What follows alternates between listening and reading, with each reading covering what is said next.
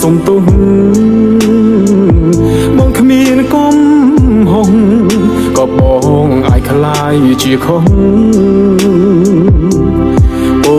នគង់រករឿងពេកណាអាណិតបងផងសូមនួនល្អងថ្នាក់ថ្នមចិត្តបងផងបានទេ